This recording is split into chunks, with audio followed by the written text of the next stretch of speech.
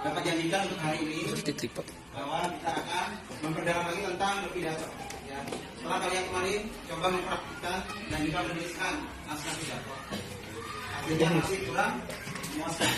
Makanya untuk hari ini Bapak sudah mempersiapkan alat untuk kalian bisa menonton secara bersama-sama mengenai cara berpidato yang benar, mengenai 4 metode yang ada. Apa aja kemarin itu? Yang pertama, metode apa? Impromptu, kedua, manuskrip, ketiga, memoriter, yang terakhir, nanti lebih jelas lagi akan dapat tayangkan di sini. Kalian terus simak secara lebih baik lagi.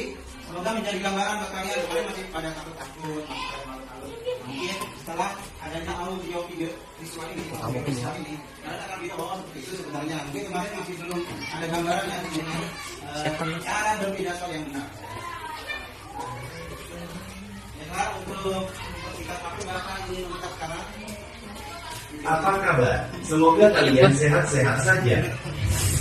Dalam keseharian kita, pertanyaan buat kamu, apakah kamu pernah satu, melihat pidato presiden menjelang peringatan kemerdekaan RI di depan anggota Dewan di gedung MPR DPR atau pidato kenegaraan lainnya di televisi? Ya, saat itu presiden membacakan teks yang telah disiapkan. 2. Melihat bapak dan ibu guru menyampaikan amanat pada waktu upacara bendera. Saat itu, kadang-kadang beliau membuka kertas kecil dari sakunya. 3. Melihat seseorang yang menyampaikan sambutan di acara-acara tertentu. 4. Atau kamu pernah mengikuti lomba berpidato yang naskahnya sudah disiapkan dan harus kamu sampaikan tanpa melihat lagi teks tersebut atau dihafal. Keempat ilustrasi di atas merupakan contoh penggunaan metode berpidato. Pidato presiden menjelang peringatan kemerdekaan RI di depan anggota Dewan di gedung MPR DPR atau pidato kenegaraan lainnya pada ilustrasi nomor 1 tadi disebut metode manuskrip atau metode naskah. Pidato dengan menggunakan kertas berisi catatan-catatan kecil pada ilustrasi nomor 2 tadi disebut metode ekstemporan atau catatan kecil. Pidato yang disampaikan berupa sambutan di acara-acara tertentu tanpa persiapan terlebih dahulu pada ilustrasi nomor 3 tadi disebut metode impromptu atau serta-merta. Dan berpidato yang naskahnya sudah disiapkan dan dihafal pada ilustrasi nomor 4 tadi disebut metode memoritem atau menghafal. Sekian pembelajaran kita kali ini. Jika masih ada pertanyaan, silakan tulis di kolom komentar. Oke, tadi kalian sudah dijelaskan dari video ini. Assalamualaikum warahmatullahi wabarakatuh. Nanti akan pidato siswa SMP dalam kemerdekaan yang kita mau perlihatkan. Wabarakatuh. Salam sejahtera untuk kita semua. Om Swastiastu, Namo Buddhaya, Salam Kebajikan. Yang terhormat Bupati Tegal Bapak Tito Halimuto Bachelor of Science. Yang saya hormati Kepala. Jadi setelah salam, kemudian yang terhormat, yang dihormati tempat hari itu ya.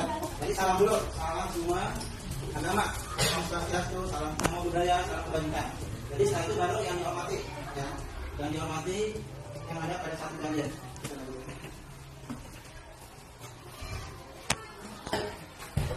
Orang pendiri bangsa, Bung Karno, menyampaikan pandangannya tentang fondasi dasar Indonesia merdeka yang disebut dengan istilah Pancasila. 5 sila Pancasila adalah pedoman kita untuk hidup bernegara, membangun persatuan bangsa dalam makna yang sesungguhnya. Kita dilahirkan dari latar belakang suku, ras, agama, dan adat istiadat yang berbeda. Pancasila lahir sebagai jawaban dari semua pertanyaan yang ada.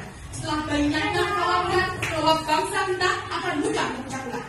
Apakah kita sudah Pancasilais jika masih banyak teman-teman kita yang melakukan bullying, ketika masih banyak terjadi tawuran antar pelajar, dan ketika masih banyak pelajar yang menggunakan media sosial yang tidak bijak?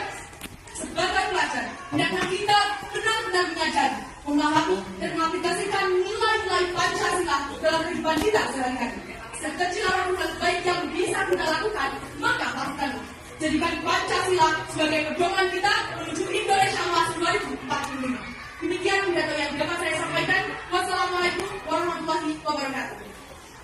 Nah, perhatikan, setelah mereka tadi melihat contoh pidato yang ada di video ini, siapa yang tahu metode apa yang digunakan oleh siswa tersebut? Coba kita tanya. Siapa yang tahu tadi metode apa yang digunakan? Tadi memori. Kenapa? Karena dia tidak menggunakan naskah. dijelaskan, jadi dia dihafal. Jadi pidato yang tadi disampaikan oleh siswa ketiga tersebut adalah memori. Jadi kalian harus bisa membedakan ketika berpidato itu. Jangan fokus pada masalah, makanya akan membantu, tapi pandangan kamu tahu dia ya. Makanya lagi benar, jangan ada yang bikin. Kayak bisa memperhatikan. Yang lain enak. Assalamualaikum warahmatullahi wabarakatuh. Waalaikumsalam warahmatullahi wabarakatuh. Hari ini kita berkumpul untuk membahas isu yang sangat penting bagi kehidupan kita semua, yaitu kelestarian alam dan juga bencana alam. Alam adalah sumber kehidupan kita dan kita bisa membahas untuk melestarikannya. Bencana alam seperti banjir, tanah longsor, kekeringan dapat terjadi karena kerusakan dan sebagainya mengakibatkan manusia. Kalau kita melakukan kesalahan kecil yang berdampak besar bagi alam, karena itu kita harus mengambil tindakan mencegah bencana alam.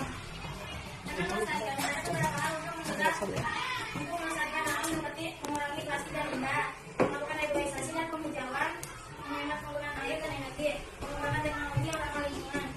Kesimpulannya adalah dengan melestarikan alam kita tidak hanya dapat mencegah alam, tapi juga meningkatkan kualitas hidup kita dan generasi mendatang. Mari kita lakukan hal melestarikan alam seperti menyediakan pasar organik dan mengurangi penggunaan plastik dan tidak membuang sampah sembarangan. Kita dapat membuat perbedaan dengan melakukan tindakan itu setiap hari.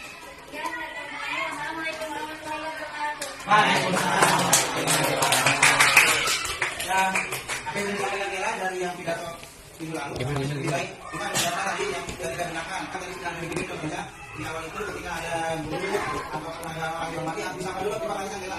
Jika ada yang hormati, di sini ada kepala sekolah yang dihormati, kepala sekolah dihormati, itu yang lainnya sudah mulai bagus ya, karena bukan tinggal biasa, karena sesuatu itu ya mungkin bisa langsung balik harus biasa dan itu sebagai suatu pembelajaran ya Ella ya.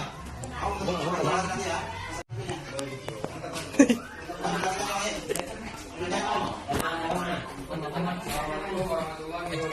Waalaikumsalam warahmatullahi wabarakatuh. Sejahtera untuk kita semua. Yang saya hormati kepala sekolah SMP Madani dan bahkan di luar Madani, tentunya saya hormati.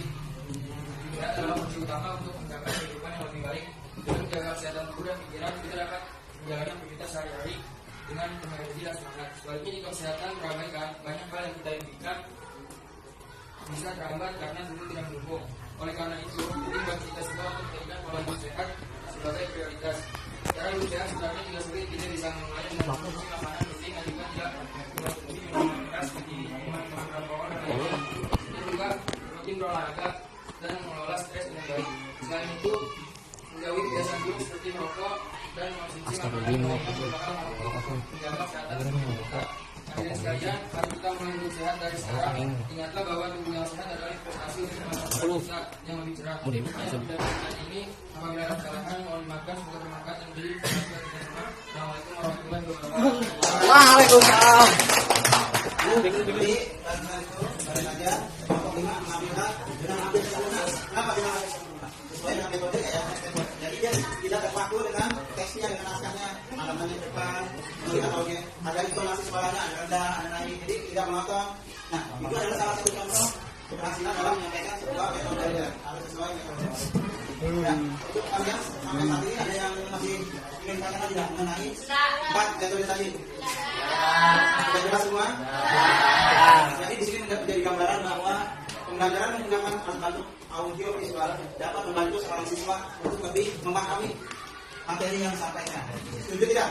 Tidak. Untuk materi-materi tertentu memang diperlukan contoh-contoh melalui audio visual. Jadi Bapak di sini memberikan kalian kesempatan untuk memperbaiki kekurangan pada minggu lalu dengan menyiapkan audio visual dan akhirnya sangat memuaskan bagi Bapak. Utama kita semua.